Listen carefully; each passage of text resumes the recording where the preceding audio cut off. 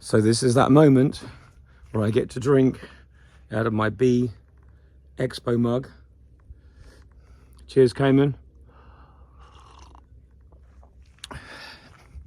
Delicious coffee.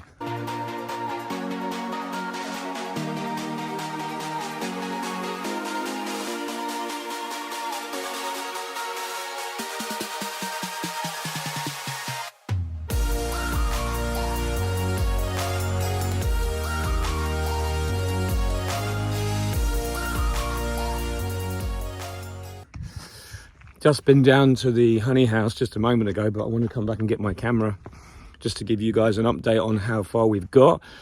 So the builders have come back, the plumber, and been fitting the second area for the underfloor heating. That's gone great, that's all in, and now the third area has been done. So they basically used two different types of material. One, because they had, the first one was an old stock of stuff.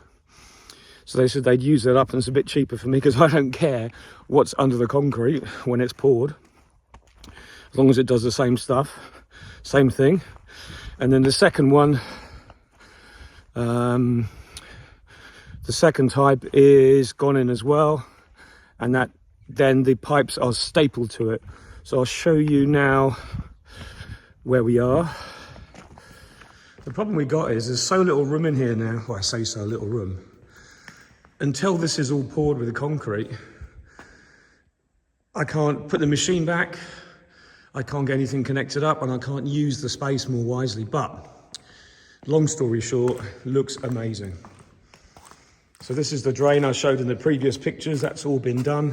So now you can see they can get a loop of heating behind here, and maybe that loop will carry on up from one side or the other, but we're going to have 3 loops across here. That's where the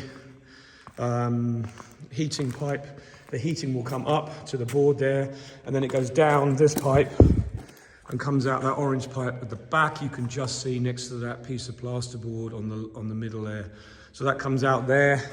We've got to get those 2 pipes in there, which should just about be possible. If not, we'll have to go down in size. But so that's what I showed you first of all. That's been done. Here's the second area, different color pipe, but same stuff. That's done as well. And this is the last one, but this will be 3 zones. So really, I mean, they were saying it's going to take ages to fit all this around the slabs and all that they've done, and actually it's been done really quick. So they've just got they've got to tape every joint up now with that orange tape that's over there, or similar stuff, but they're basically using that. I've covered this over. That is the top of the drain, and that is the same level that as the wall next door, but you can't see it because it's covered by that, but that's basically there.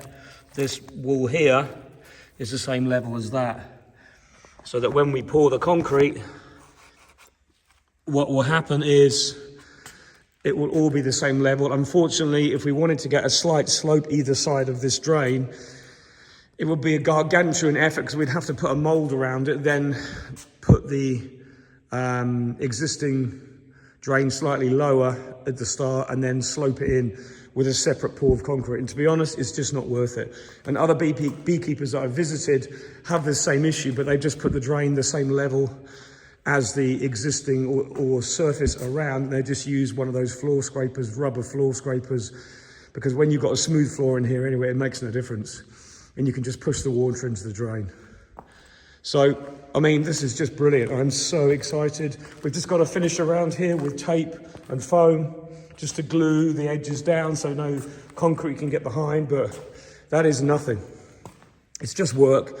That's electricity that's going to come up from the floor that will go directly to the extraction line.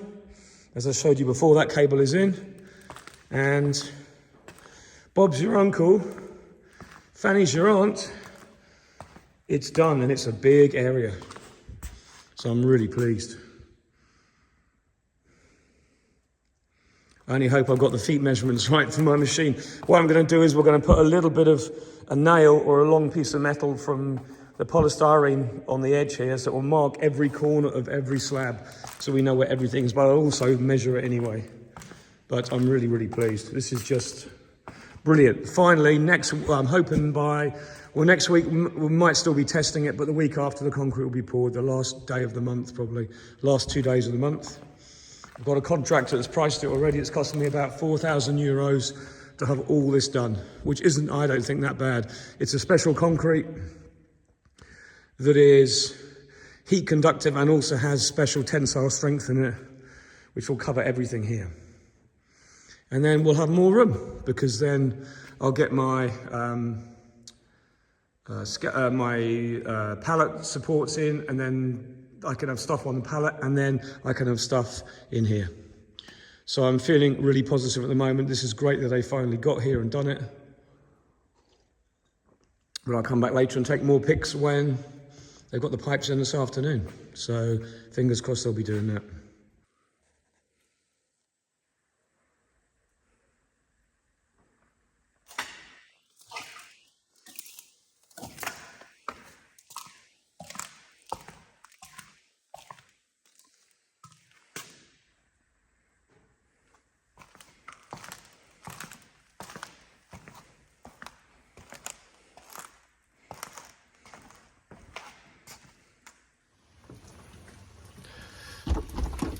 Well, I wish I was honestly coming out to a white view, but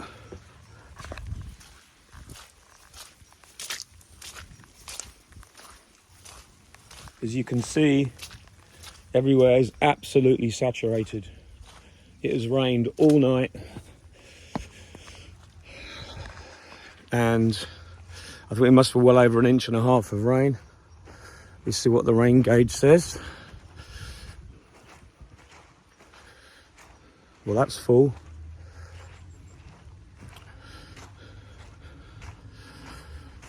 Just come out to see how the builders have got on today, because they've been installing all the underfloor heating, and I think it's virtually done.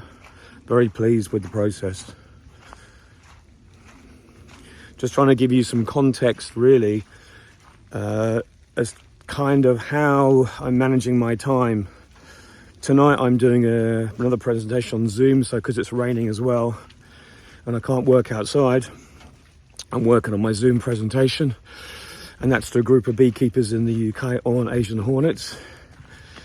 And then I'm going to do another talk on Asian hornets similar to the one I'm doing tonight, and just release it on YouTube, because I feel it's something I need to just share what I know. Not that I know it all by any means.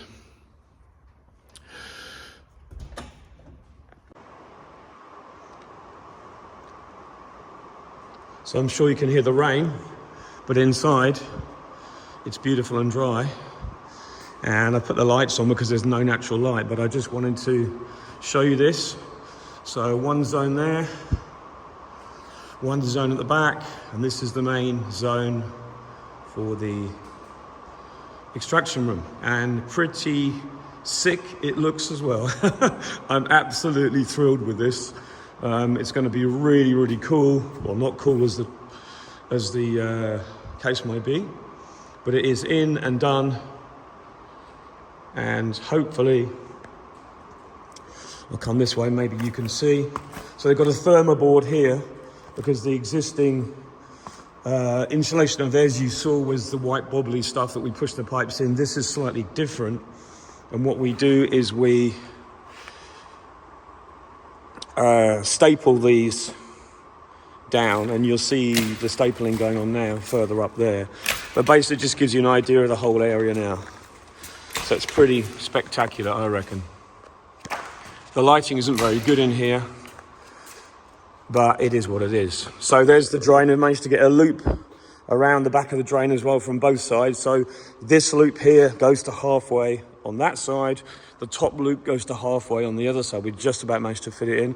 There's so many combinations you could do, but basically we now have the heating around the feet as well. So there won't be any cold spots under the machines, which I'm really pleased about. That's where the decapper will sit, and those two, this is where the main extraction machine will sit, and that's where the other 2 feet are at the end of it all, because it all is supported by itself as it goes along. But I'm absolutely thrilled with this. Looks great. One valve there, which will then be teeing off to that pipe as well, because that's where my heat exchanger is going to be. That's going to come in from the heat pump that's outside. Okay, just trying to explain it. And if you kind of look, those two pipes come out the ground, kind of over there, that red tube, then you've got the two red pipes coming out. That is what goes all the way underground to over here that feeds this area. So these are the two pipes here. The same thing. And they're going to be teed off to here, and that will feed these 3 zones. So that's all pretty cool, because the other 2 zones, their actual feeding pipes to feed them will actually be quite close to there anyway.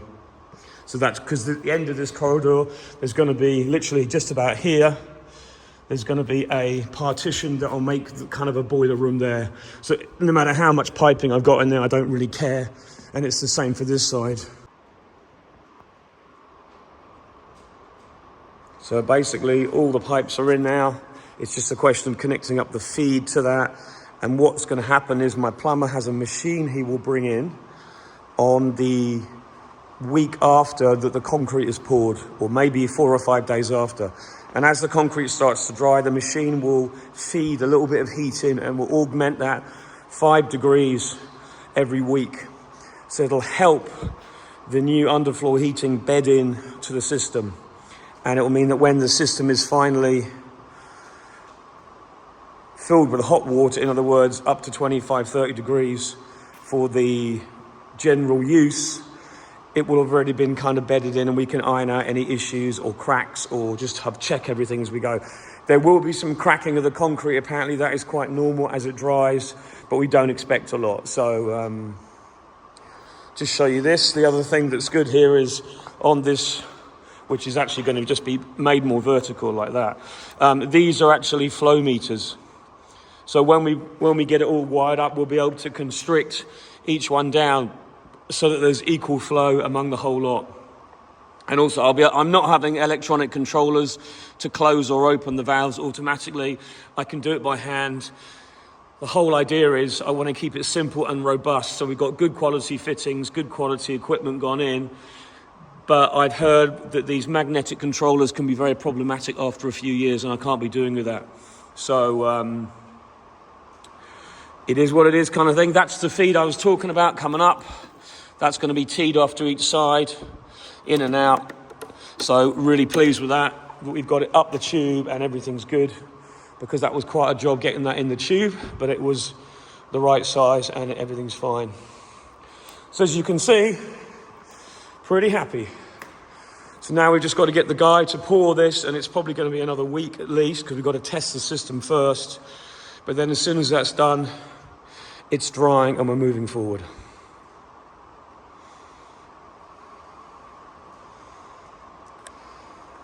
So the other thing I have had done that I didn't have time to show you was I've had my truck marked up.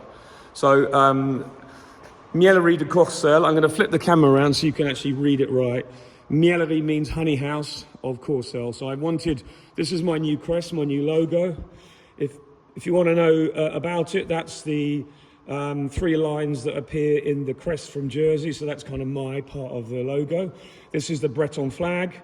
That's an original beehive because I wanted an attachment to tradition. And obviously I wanted bees, but I didn't want cartoon bees. I wanted the bees to be real bees. So like at this end, I've got a real honeybee there. And I was really quite particular about that. But I'm really pleased with this, especially with the logo. That was designed by me from a lady in Jersey, really happy with that. This is going to appear on all my new pots. And 2010 is the date that I first started keeping bees on this site. So I think it was appropriate. So I've had the sides done as well, and then the front. So I've got the smoker, I've got the beehive, and another smoker at that end. Miellerie de Corcelles. I'm happy to be who I am. You know, I'm not a man in a white van just driving around happy-go-lucky, just trying to make a few bucks. This is a professional setup, and I wanted it to be professional, and I wanted it to be, hey, this is what we do. You know, this is what we are doing, this is what we're investing in, and I'm just really pleased now. I've got a bit of work to do here. Okay, I know that. That's this winter as well.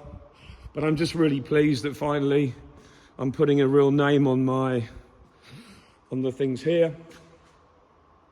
And we are setting ourselves up well.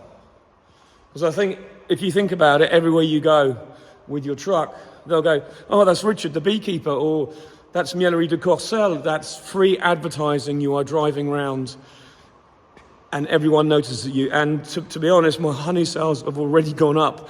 I know it's only small, but they've already gone up since I've had the advertising done. And since I started stocking my first local shop. So all of this I'm doing is building this business. Everything I'm doing is putting energy and effort. I waste a lot of time because I love coming down watching these guys work, because I find all this fascinating. I'm like a bit of a geek like that, because I can't wait to get the heat pump put in. But it's looking like I'll be extracting here in the spring and summer. That's what I wanted to do. The machine will go back in, and none of this heat pipes will be connected up, but I'll have a temporary heater if I need it, a small heater. So I'll have a big plastic tent over the whole thing, and everything will basically work that will be in the extraction room. So that's fine, and get through this season. During that time, it looks like that the funding I was after might be coming available. So I'm getting everything ready, and I've got the chance of another grant that will finish the division of the rooms, the mezzanine, the fitting of the heat pump, the electricity throughout the whole building, and then the connection, because we have to have a temporary connection until then. And also I'm hoping to put an epoxy on all the floors, but that's going to be expensive as well. But I've got one last chance for one last grant. That's how it works in France. I can have 2 grants on all my investments in 7 years. So I've got to make sure that I get the maximum grant. Not that I'm being greedy, because it's just there to utilize, and anyone who says otherwise is just moaning because they think we're getting it all for nothing. We're not. We've got to put the money up front first, and then you claim back what you have agreed to claim back on. So it's like a bit like that, really. But you've got to have the money, so all my budget's got to be really careful, and I've got to have enough money in circulation as well at the same time to keep me running, because it'll be at least probably November, December this year, if I can get all that work done at the end of the summer. And you know, with summer holidays, it's all difficult. And then once your receipts are signed, you paid the checks, then you claim it all back. So it's all a big process, but at the end of it, it'll be a full 2 years of work to get this honey house up and running. But then I'll have the mezzanine, then I'll have the electricity, then I'll have the heated floor for this winter, and everything should then be kind of finalized. But there's no perfect solution. That's what I would like to happen. Whether it will or not, I don't know, but at the moment things are looking more positive, and after this is done, I then get all this space back, and then I can put everything else sorted, and I can make some of them damn frames up for this spring, because that's a big job as well. Anyway, at least we're progressing forward now with the underfloor heating. This was my biggest worry, to get this done this time of year, and it looks like we'll be finished soon. I'll obviously be posting a video of us doing the concrete, and that will be fun because we can watch it all going in. It's a complete liquid. As I said, the whole floor has to be sealed, and you can see how everything is sealed here. I've still got a lot of work to do. For instance, along the drain now, I've got to use expanded foam all along there to seal all that in, because there can be no exit at all. It has to be completely sealed. So, until then, if you see me driving around in my truck, just give us a toot and a wave, and I'll catch you again soon. Bye for now.